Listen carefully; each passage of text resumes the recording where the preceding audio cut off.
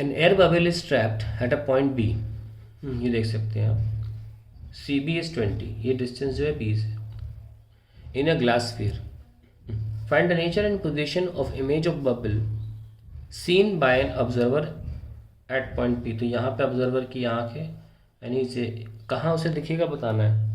देखिए 40 सेंटीमीटर का तो रेडियस ही है, ठीक है, यहाँ दिया नहीं, सवाल में गिवन है, सवाल में 40 centimetre is given.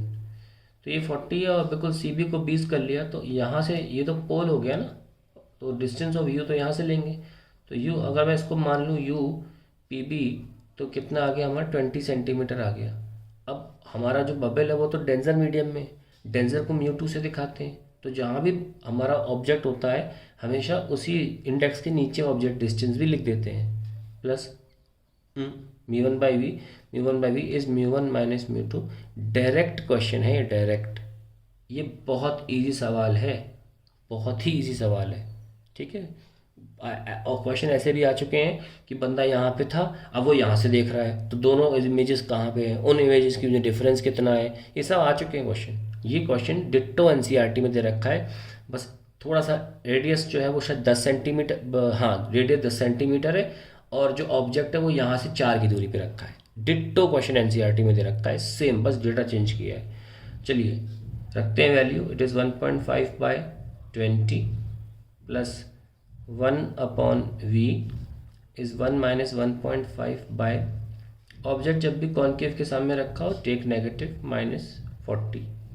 Now we can solve, so it is 1 by v is equals to minus 0.5 by minus 40, minus minus cancel हो जाएगा, तो 1/80 ले लेते हैं, माइनस ये हटाओ, तो 15 बाई 200, 5 3 ज़ा 5 40 ज़ा 3 बाई 40, सो एलसीएम देते हैं, कितना है 80, 1 minus 6, so we will be 80 upon minus 5, that is minus का 16 सेंटीमीटर।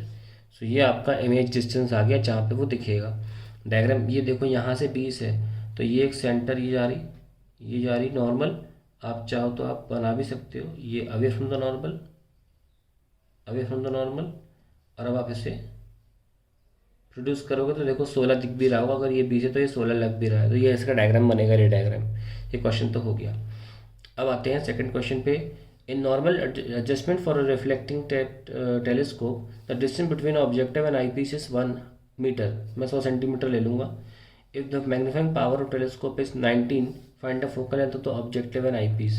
देखिए यहाँ पे करते हैं इसको, तो हमें बोला गया कि इसमें नॉर्मल एडजस्टमेंट मतलब इन्फिनिटी पर इमेज बन रही है, और नॉर्मल एडजस्टमेंट पर लेंथ ऑफ टेलीस्कोप जो होती है वो 4 प्लस फी होती है, कितनी दे रखी है 100 centimetre. Distance between the lenses is length of telescope, it is 100 centimetre.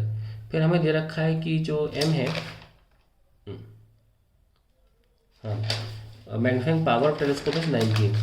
Magnifying power क्या होता है अभी, जो मैग्नीफाइंग पावर है वो 19, इट इज़ 4 बाई फी, ठीक है, माइनस का और एम माइनस होता है, minus 19 is minus 4 by fe, ये cancel, so we have 4 equals to 19 fe, ठीक है, ऐसे आप इक्वेशन निकाल सकते हो। फिर अब यहाँ रख दो, तो क्या आ जाएगा 19 F E plus F E is equals to 100, so F E equals to 100 divide by 20, that is 5 centimetre, और जो 4 है वो 19 टाइम्स है, दैट इज़ 95 सेंटीमीटर।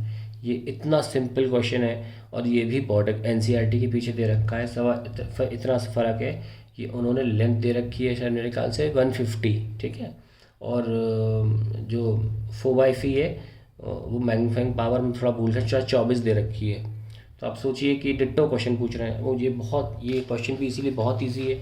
अगर आप एनसीईआरटी नहीं कर रहे हैं, PYQs नहीं कर रहे हैं, तो मत बोलिए कि पेपर टफ है। जो टफ है मैं बोलूँगा यहाँ पे, बिल्कुल बोलूँगा टफ है, लेकिन जो नहीं है ये बेसिक दोनों बहुत रद्दी क्वेश्चन है, कुछ नहीं है इसमें, दोनों एनसीईआरटी से छाप के बना दिए, डेटा चेंज कर दिया बस।